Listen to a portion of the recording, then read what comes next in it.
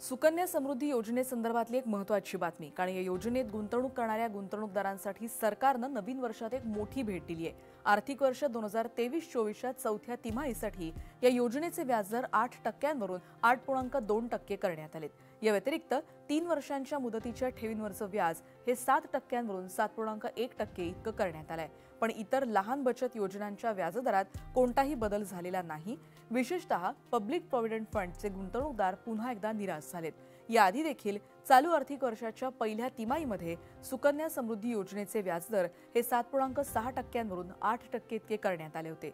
म्हणजेच चालू आर्थिक वर्षात सरकारनं या योजनेच्या व्याजदरात 0.6% वाढ केली आहे। अर्थ मंत्रालयाच्या परिपत्रकानुसार 1 जानेवारी 2024 ते 31 मार्च 2024 पर्यंत या बचत ठेवींवर 4% व्याज मिळणार आहे।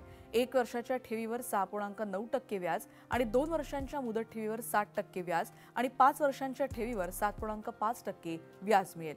5 वर्षांच्या रिकरिंग डिपॉझिटवर 6.7% व्याज कायम ठेवण्यात आलाय। नॅशनल सेव्हिंग सर्टिफिकेटवरचा व्याजदर हा 7.7% कायम ठेवण्यात आलाय, तर किसान विकास पत्रामध्ये गुंतवणूक करणाऱ्यांसाठी 7.5% हे व्याजदर मिळणार आहेत आणि 115 महिन्यात ते मॅच्युअर होतील। ज्येष्ठ नागरिकांसाठी महत्त्वाची बातमी, कारण ज्येष्ठ नागरिक बचत योजनेवर या तिमाहीत 8.2% व्याज मिळेल। Post office monthly income account scheme मधल्या गुंतवणुकीवर तुम्हाला 7.4% असा व्याजदर मिळणार आहे।